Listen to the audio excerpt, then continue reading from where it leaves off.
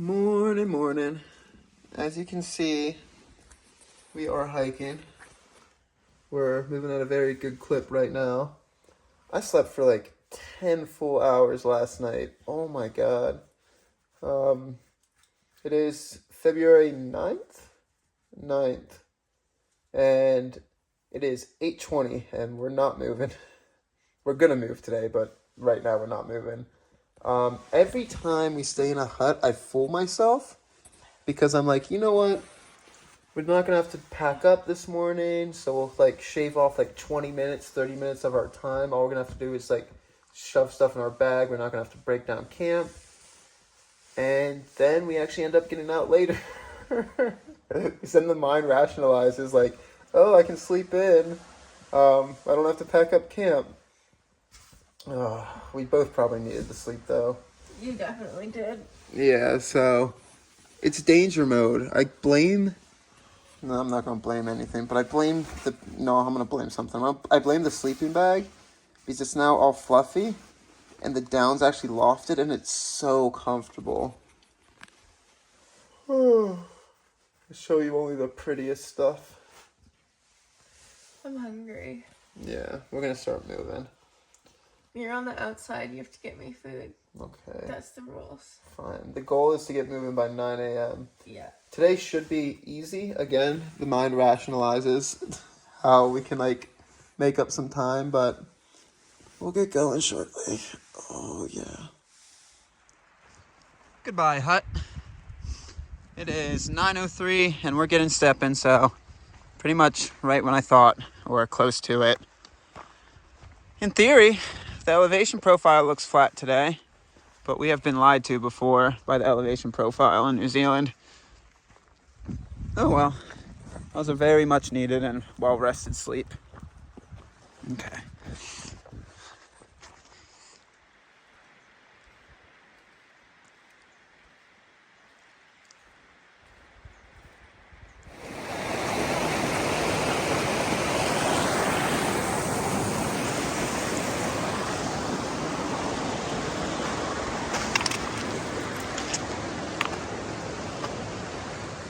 Pretty.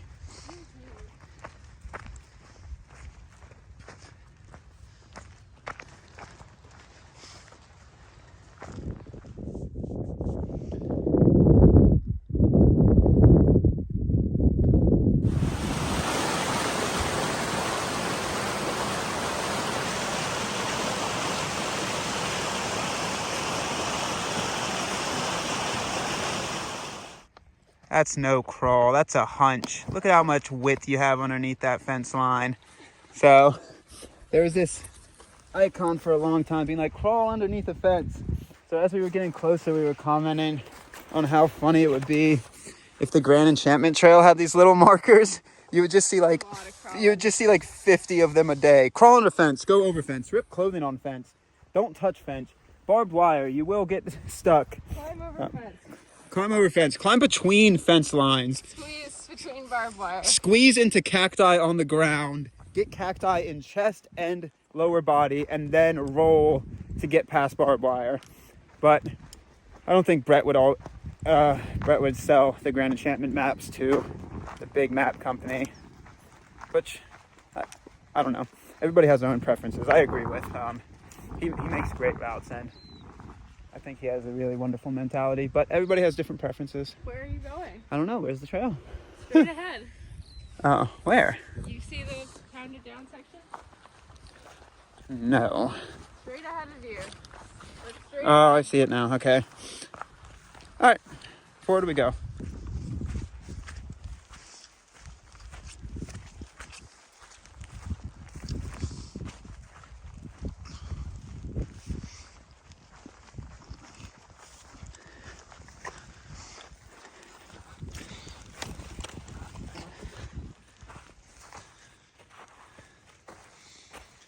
Please, for everybody watching at home, pour one out. Do what you need to do for the fallen homie, which is a cow. Say a prayer. I don't know. Do something nice in remembrance of our cow brethren. I do love me some cows.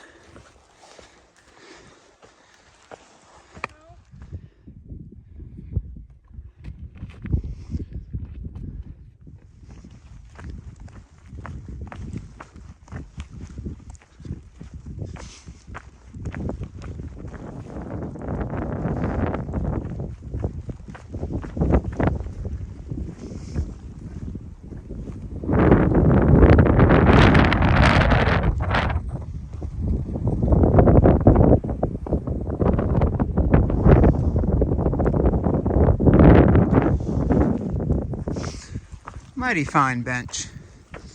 Looks like it used to be to get over a barbed wire fence, but I know a bench when I see one.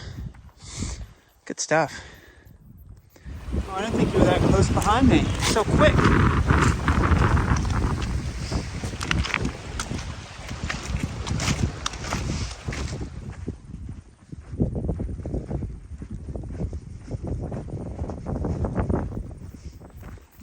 So there's Boundary Hut.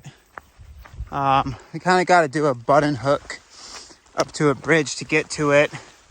So I think we might try to take lunch there. We shall see. Looks like a very cute hut.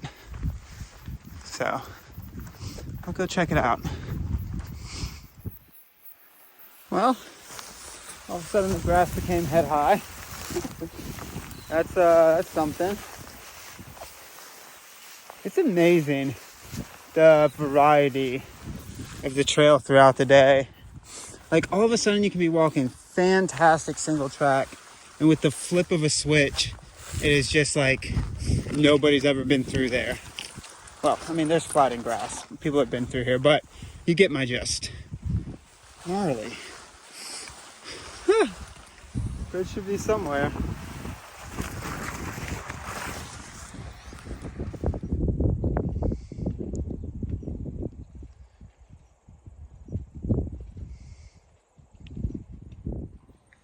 So this is Boundary Hut. There's something to be said about the big huts. Like, they feel palatial, but I love the coziness of these smaller huts. Like, this is more of my vibe.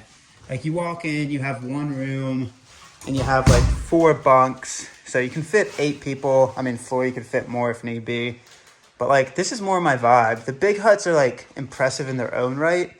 But if I want to stay at a hut, this is like the type of hut I like staying at. It doesn't feel overwhelmingly big. It's just like pretty and nice. So it's warm in here out of the wind. yeah, so we're going to take lunch. Just chatted with this biker.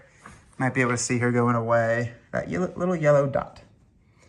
Just chatted with this biker, and she's camped up at Lake Manananaka. I have no idea. She doesn't know the name, so I think this is it. She's camped here. Mavora Lakes, and from here it's like all 2-track down to Mavora Lakes.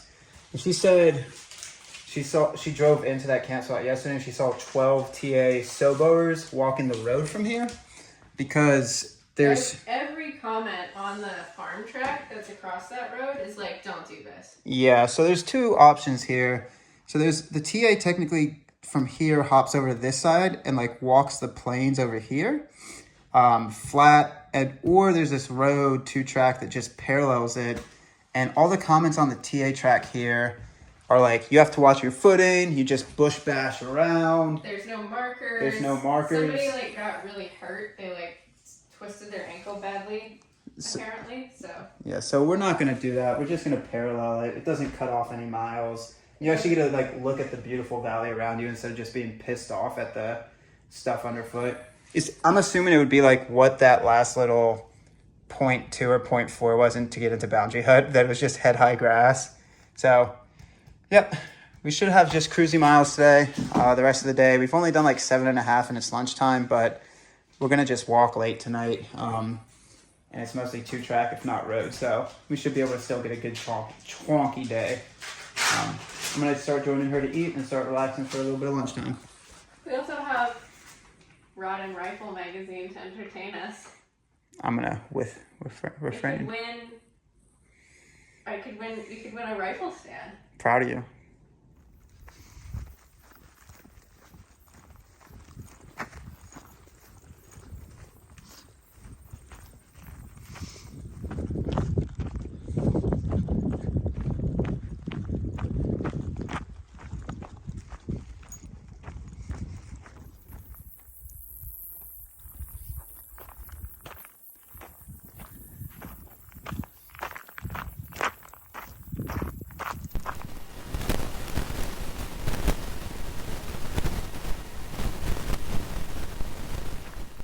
So I think this is Cameron's hut. It's another one of those cute little ones. Right on the lake water. Right on the... What Magpie say? Oh, Carrie Hut. Carrie hut. It's right on the water. It's right on the wharf. You can get in your car, drive out to the water, have a nice holiday. I don't know, that's not a really Boston accent anyone. Anyway, really pretty hut, but we're gonna keep cruising. So, if your miles link up, it's right yonder.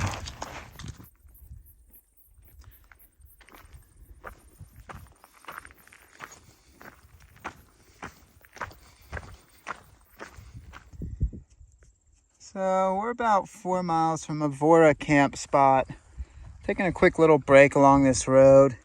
It's a little chunkier than you would prefer. There's definitely just pure rock segments, so not as quick going as we may have assumed, but 4 more miles of relatively quicker walking until we hit that camp spot, fill up on waters there, and then just walk until it's dark, I guess. So yeah, really pretty. Really pretty. It's nice the wind died down a little bit today. It was ripping earlier. That way.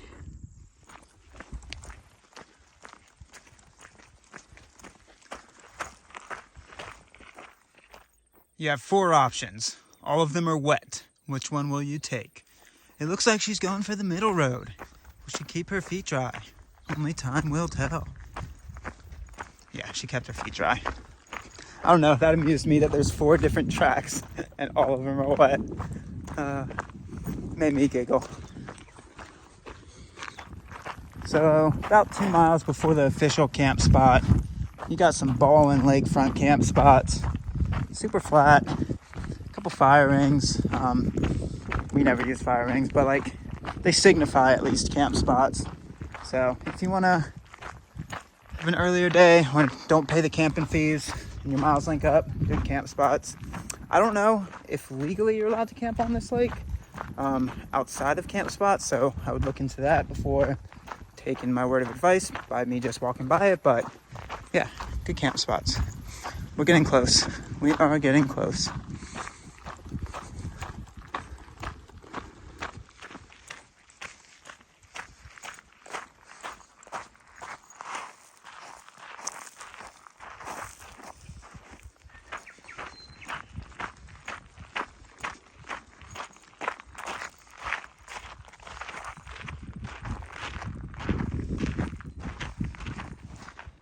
It bears repeating because it feels too much of a coincidence that this keeps happening. Magpie, what time is it? 4:20. I don't know why big moments while we hike happen at 4:20. I mean, there has to be a reason, like the common denominator, our pace when we leave camp. Like, it makes sense that there's probably multiple check marks throughout the day that this does happen. But then the check marks during the day are 15, 20, 25, 10 miles away, like different mile markers away. I don't know why this keeps happening, but what I'm trying to say, water at this campground, as you can see, a lot of camping. That board you probably can, I'll film it once we walk past it. So we're gonna fill up here for the night because we're about to get into a big chunky road walk. And you have the river next to you as well as I think the lake for a long time, but apparently it's a lot of cattle pastures and I'd rather not even filter some of this stuff. Again, it's preferential. If you are fine with that, have fun, but I'd rather carry a little extra water. So time to fill up a lot of aguas. There we go. Here's the information for you. That's the campsite. This is the register platform. This is the maps. I'm gonna keep going because the sandflies here are gnar. If you want information, stop and pause. But we are not gonna stop and pause, we're walking. So the official trail is supposed to be yonder ways over there somewhere, but literally all this does is parallel it. I already described this, I think. It doesn't cut off any miles, but vast majority of comments we've seen and people we've talked to, Nobos, do this road because it's not a diss when I say this, but from the experiences we've had in New Zealand, my assumption, could be wrong, but my assumption with the TA route at least, majority of it, is the DOC doesn't actively build trail, or when they built the trail, that's when it ended. And then they expect the people to walk it, to maintain it by just foot trampling. Again, could be way off the mark, and that's okay if I am. That's why I said it's an assumption. So with hikers that don't do that part of the trail, since vast majority don't do it, it's probably very, very bad, because there hasn't been people that will trample down the grass or cut in the trail just with the movement through it. So yeah, we're on the road. It is what it is. Same mileage about. I think the road's even a tad bit longer, but more cruisy. All right, forward we go. Okay, it's been like 5 minutes since I filmed, but I wanted to pop back on here because I did want to caveat what I just said. I thought about it, and I don't want it to be misinterpreted, because the internet is famous for misinterpretations or taking things out of context. So I do recognize that the DOC and the TA do put in a lot of work for the trail. They built the trail or used existing trail. They maintain portions, and we've seen wonderful maintenance in portions. What I was saying is that there is also a vast percentage that we've experienced that feels like, again, feeling like they stuck holes in the ground, and the maintenance part comes from the people walking it, which beats down the grass, beats down the earth, like makes a footpath. So that is what I was saying. I wanted to put this caveat in here because I want to make sure that it is not misinterpreted or taken out of context.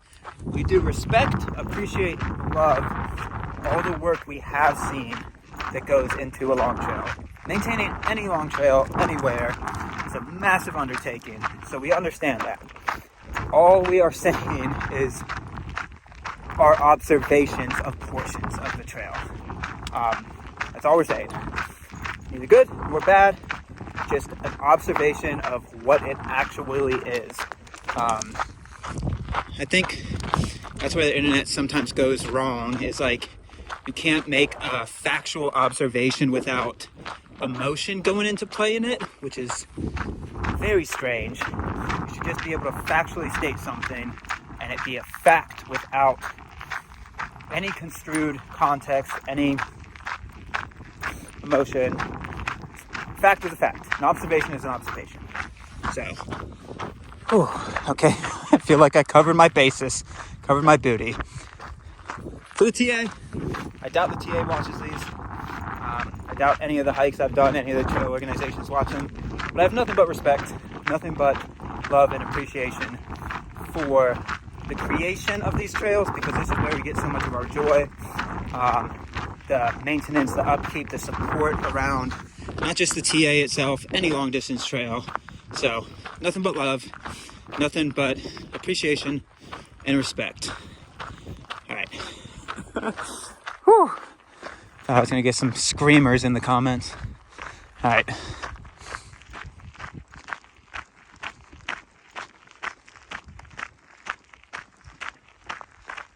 Man, these campsites are sprawling. I don't know how long it's been since we've left that trailhead, but at least a mile, I would think.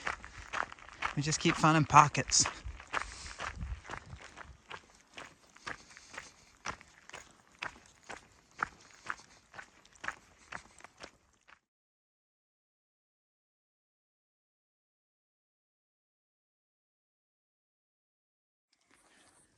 Okay, I think I'm going to include that in the video. Might be a little bit of fancy editing. As you know, I only do the best editing. And when I say editing, it just means I screen recorded and then just pop it in the video. But we're sitting here, we're about parallel with mile 1720. It's across yonder that way. And I was just looking at some of the comments ahead, and the comment that you just saw, it's pretty much about that track right there, and that's why we did the road. There's pretty much those comments all throughout. It just was very funny to me. I understand how that person feels. Yeah, with a chainsaw. We're so close to the end, and so much of the trail ahead of us looks very irritating. Oh wow! But the only through hike faster if you carried a chainsaw. Yeah. Yep. Or a rock chisel. Or machete. Yeah. Through hikes are meant to be hard though. It just that gave me a lot of enjoyment. The only 250K to go. Thank God. Yep. So we're gonna hike for maybe about an hour more.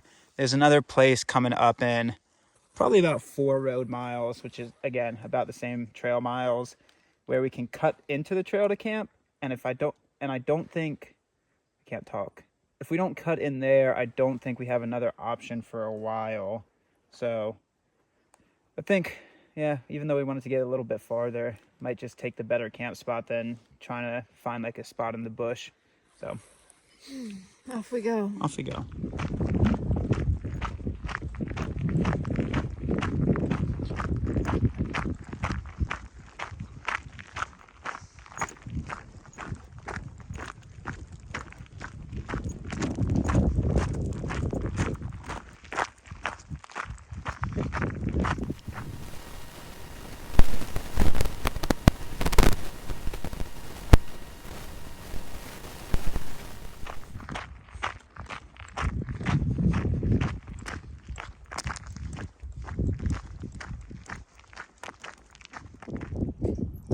Okay, so we're calling it a little bit early today.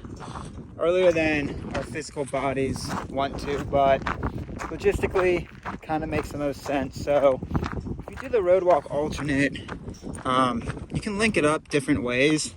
Thank you, baby.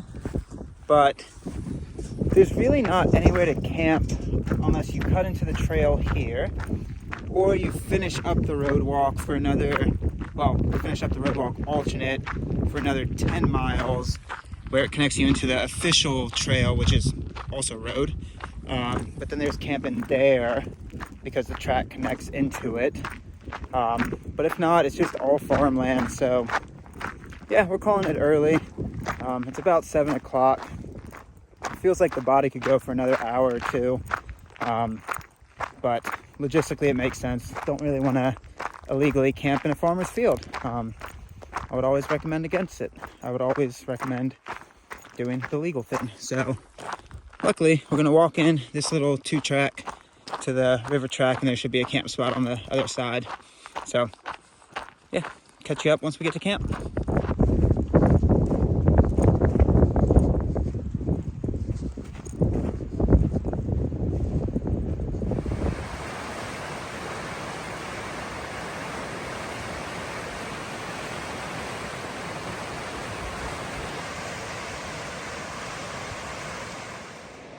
Pretty choice camp spot. So we still got our miles in. We're in camp by like 7:10. Did about 25 miles today. I think the road, give or take, about the same from whatever that track was. But yeah, beautiful camp spot on the other side of the river. We got a privy in the morning, which is A+. Look at that time split.